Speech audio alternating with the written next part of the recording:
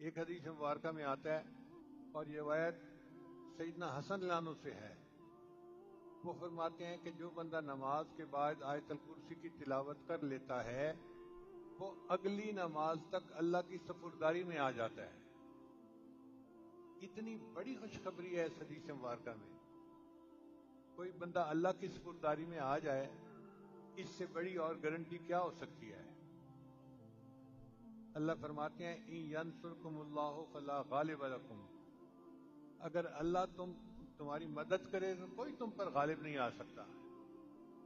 اب ہم پریشان پھرتے ہیں گھر کی وجہ سے، رزق کی وجہ سے، بے برکتی کی وجہ سے، اور اس کا علاج نبی علیہ السلام نے ہمیں بتلا دیا۔